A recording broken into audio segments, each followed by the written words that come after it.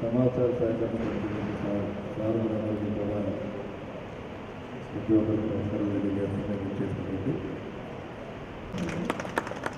అలాగే ఈరోజు చూసుకుంటే కనుక ఏదైతే నెల్లూరు పార్లమెంట్ నెల్లూరు కార్యక్రమంలో నన్ను కూడా భాగస్వామ్యం చేసినందుకు నిజంగా మరి నా తరఫున నేను మనస్ఫూర్తిగా నేను ఆయనకి అభినందనలు తెలియజేస్తున్నాను. నేను అబ్జర్వర్ మీరు ఇప్పుడు మన మీటింగ్లో మాట్లాడారు సార్ మీకోసం ఏదైతే సాధకుల కోసం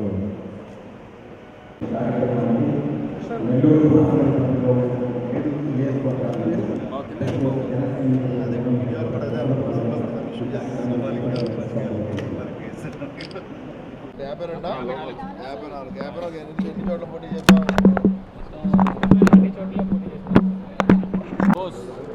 భాష లోగోదాళ్ళు ఉన్నాయి ఎవరు పెట్టారు?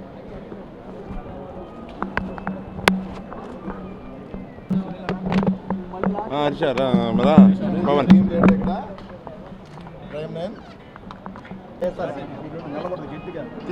చేస్తున్నాడు పవన్.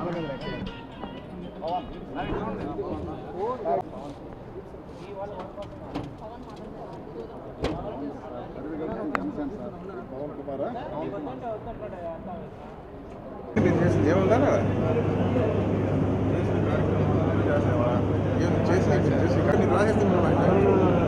రాయండి కరోనా రాయండి.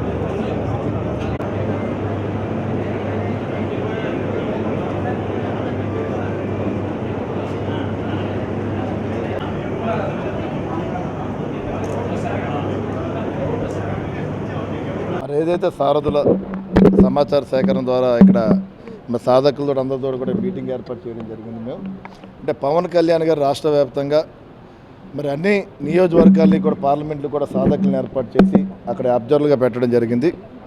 అంటే ప్రత్యేకంగా ఏంటంటే పవన్ కళ్యాణ్ గారి యొక్క కార్యకర్తల కోసం దాదాపు 12 సంవత్సరాలు పుష్కర కాలంలో పవన్ కళ్యాణ్ గారి పార్టీ వెంట ఉన్నటువంటి ప్రతి కార్యకర్తని కూడా గౌరవించుకునే విధంగా కూడా మరి చేపట్టిన కార్యక్రమం ఇది. మేము సాధకులందరూ కూడా 28 మంది వాళ్ళు మీటింగ్ ఏర్పాటు చేసుకున్నాం. అదేవిధంగా మరి ఇది అయిపోయిన తర్వాత మరి ఎవరైతే అప్లికేషన్స్ ఇస్తున్నటువంటి కార్యకర్తలందరితో కూడా మేము మాట్లాడి నేరుగా ప్రతి ఒక్క కార్యకర్తతోటి కూడా మేము మాట్లాడి వారి యొక్క మరి ఎన్నాళ్ళు పార్టీలు ఏ రకంగా పనిచేశారు, వారి యొక్క పనితీరు, పార్టీకి ఏ రకంగా సేవలు అందించారు, మరి రేపు రాబోయే రోజుల్లో వారు ఏది ఆశిస్తున్నారు పార్టీ ద్వారా ఆలోచనతోటి మరి వారిని మేము అందరూ కూడా తెలుసుకోవడం జరిగింది. మరి ప్రతి ఒక్క కార్యకర్తని అంటే జనసేన పార్టీ అంటే మనందరూ చూస్తున్నాం దాదాపు 12 సంవత్సరాల నుంచి కూడా ఏది ఆశించకుండా నిజాయితీగా నిస్వార్థంతో పనిచేసే జన సైనికులు మరి వీర మహిళలు పవన్ కళ్యాణ్ గారు వెంట ఉన్నారు. నిజంగా వారందరి కోసం మరి ఈ రోజున పవన్ కళ్యాణ్ గారు రాష్ట్ర వ్యాప్తంగా కూడా ఈ కార్యక్రమం చేపట్టడం జరిగింది. దాన్ని ప్రత్యేకంగా మరి నరసాపురం పార్లమెంట్ నుంచి మరి నెల్లూరు పార్లమెంట్ నుంచి మరి నరసాపురం ఎమ్మెల్యేగా నేను ఉండడం నాకు ఇక్కడ అవకాశం కల్పించారు. నిజంగా నేను చాలా హ్యాపీ ఫీల్ అవుతున్నాను. నిజంగా ఇక్కడ ప్రజల కార్యకర్తలందరూ కూడా చాలా హ్యాపీగా వాళ్ళందరూ కూడా మరి ఉండడం జరిగింది. అన్ని కులాలకి అంటే పవన్ కళ్యాణ్ గారు ఒక కులం నుంచే కాదు, ఇక్కడ చూసుకుంటే కార్యకర్తలందరూ కూడా మరి ప్రతి కుల మతాలు ముస్లిమ్స్ వస్తున్నారు, ఎస్సీలు వస్తున్నారు, వెనకబడిన వర్గాల నుంచి వస్తున్నారు, అందరూ వస్తున్నారు. వారందరినీ కలుపుకునే విధంగానే మరి రాబోయే రోజుల్లో మరి వారి యొక్క ఆలోచన విధానాన్ని కూడా మేము కళ్యాణ్ గారి నోటీసులో పెట్టడం జరిగింది. మరి కళ్యాణ్ గారు కూడా అన్ని కూడా స్క్రూటినీ చేసుకుని వారికి ఏ రకమైన ప్రాధాన్యత ఇవ్వాలని ఆలోచనతో కూడా మరి పవన్ కళ్యాణ్ గారు ఉన్నారని చెప్పి ఈ సందర్భంగా మేము తెలియజేసుకున్నాం. అంటే పార్టీని బలోపేతం చేసుకునే విధంగా ఒక భాగంగా కూడా, ఎందుకంటే ఒక రాజకీయ పార్టీగా పవన్ కళ్యాణ్ గారు రాజకీయ పార్టీగా దాదాపు 2014లో పార్టీని స్థాపించడం జరిగింది. మరి ఈరోజు అదేవిధంగా అన్ని మరి భారతదేశంలో కూడా మరి పార్టీని ఎస్టాబ్లిష్ చేసే విధంగా కూడా మరి పవన్ కళ్యాణ్ గారు మనం చూస్తున్నాం. అంటే కుల మతాలకు అతీతంగా, ప్రాంతాలకు అతీతంగా కూడా మరి ఈ జనసేన పార్టీ ముందుకు వెళ్తుంది. మరి ఈరోజు ఆంధ్ర రాష్ట్రంలో కూడా మన జనసేన పార్టీని బలోపేతం చేసే విధంగా కూడా మరి కార్యాచరణ తీసుకున్నారు. ఎందుకంటే మరి పవన్ కళ్యాణ్ గారు వెంట ప్రతి సందర్భంలో కూడా ఎందుకు చూసుకుంటే వారు ఆర్థికంగా చిన్న వారైనా సరే మరి వారందరూ కూడా స్వచ్ఛందంగా సేవ, మరి పవన్ కళ్యాణ్ గారి యొక్క స్ఫూర్తితో మరి సేవా దృక్పథంతో ముందుకు వచ్చే జన సైనికులు ఉన్నారు కాబట్టి వారందరికీ కూడా ఒక ఆదరణ కలిగించే విధంగా వారందరినీ కూడా మేము కూడా నేరుగా మాట్లాడి వారి యొక్క ఆలోచన విధానం తెలుసుకుని పవన్ కళ్యాణ్ గారి నోటీసులో మేము పెట్టడం జరుగుతుంది. తప్పనిసరి వారందరూ కూడా అందుబాటులో ఉంటామని చెప్పి ఈ సందర్భంగా తెలియజేసుకుంటున్నాను. అదేవిధంగా ఈ 4 రోజుల ప్రక్రియ కూడా మరి ఈ రోజున చూసుకుంటే నెల్లూరు రూరల్ కానీ నెల్లూరు అర్బన్ కానీ ఇక్కడ ఏర్పాటు చేసుకున్నాం.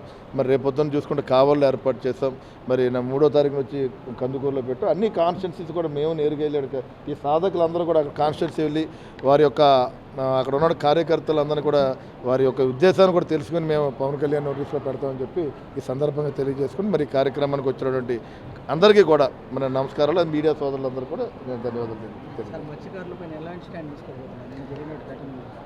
అంటే ఇప్పుడే నాకు సోదరులు చెప్పారు ఏదైతే గూడూరులో ఇష్యూ జరిగిందని చెప్తున్నారు. తప్పనిసరిగా అది అంటే ఆల్రెడీ గతంలో కూడా చూసుకుంటా కూడా ఇక్కడ ఉన్నటువంటి మత్స్యకారులందరూ దాదాపు 124 గ్రామాలకు సంబంధించిన మత్స్యకారులందరూ కూడా ఇబ్బంది పడుతున్నారు అక్కడ ఏదైతే వేట విషయంలో. ఎందుకంటే వారి యొక్క జీవన విధానం, మత్స్యకారుల జీవన విధానం అంటే ఇప్పుడు కూడా చూసుకుంటా కనుక వేటకి వెళ్ళి అక్కడ ఉన్న మత్స్య సంపదను అమ్ముకుని వారి కుటుంబాన్ని పోషించుకునే విధంగా ఉంటుంది.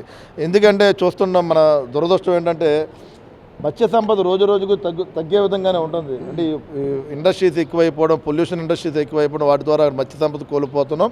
మరి అదే కాకుండా ఇక్కడ ఉన్నటువంటి మత్స్యకారులు ప్రధానంగా నెల్లూరు ప్రాంతంలో ఉన్నటువంటి ఏదైతే 124 గ్రామాల మత్స్యకారులు కూడా మరి చెన్నైపట్నం నుంచి వచ్చే, పాండిచేరి నుంచి వచ్చేటువంటి అక్కడ ఉన్నటువంటి మరి పెద్ద బోట్ల ద్వారా ఉన్న మత్స్యకారులు ఇక్కడ ఉన్న మత్స్య సంపదను తీసుకుపోయే విధంగా ఉంటుంది.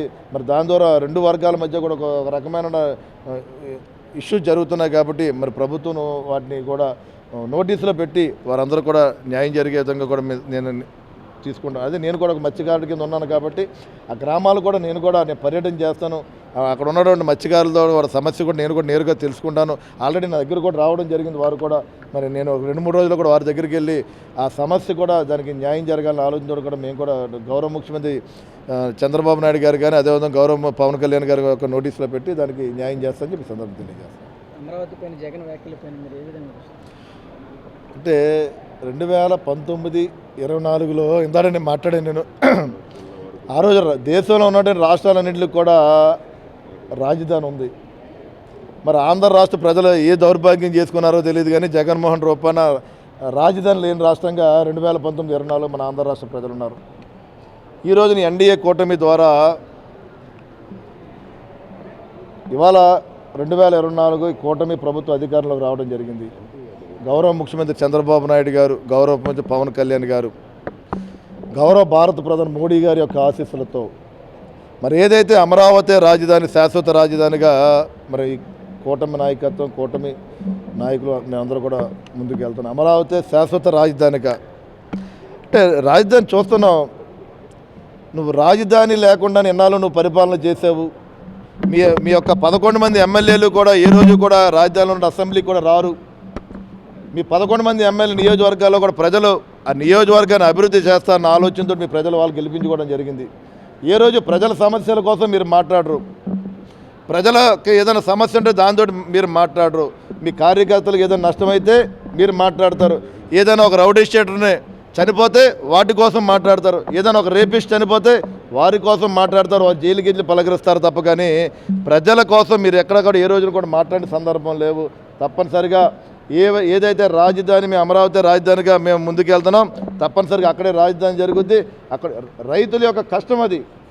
అమరావతి రైతులు వేలాది మంది భూములు ఇచ్చి అక్కడ వేలాది మంది అక్కడ పోరాటాలు చేసి ఉన్నారు. కాబట్టి వారందరికీ కూడా ఆ రాజధాని నిర్మాణం చేపడతాం. తప్పనిసరిగా మరి అన్ని రకాలైన వసతులు కూడా రాజధానిలో కల్పించే విధంగా కూడా మరి కూటమి గౌరవ చంద్రబాబు నాయుడు గారు అదేవిధంగా పవన్ కళ్యాణ్ గారు కూడా ముందుకెళ్తున్నారని చెప్పి ఈ సందర్భంగా మేము తెలియజేస్తున్నాం. సార్ జిల్లాలో ఆధిపత్య పోరు ఎక్కువగా ఉంది, ఒకరినంటే ఒకరు పడదు. అసలు దీన్ని ఏ విధంగా సమన్వయం చేయబోతున్నారు సార్ మీరు? ఏమంటే తప్పనిసరిగా నెల్లూరు ప్రాంత వాసులందరూ కూడా తోటి మాట్లాడుతున్నాం. చాలా మంచి వ్యక్తులు, మా జన సైనికులు కూడా చిన్న చిన్న ఈగోస్ ఉంటాయి, అది ప్రతి పార్టీలో ఉండేదే, ఇది ప్రతి కుటుంబంలో కూడా ఉంటాయి, ప్రతి ఈగోలు కూడా ఇట్లన్నిటి కూడా చక్కదిద్ది ఎక్కడా కూడా భేదాభిప్రాయాలు లేకుండా ప్రతి ఒక్క కార్యకర్త గౌరవాన్ని తగ్గించకుండా అందరినీ కలుపుకునే విధంగానే మేము వెళ్తున్నాం.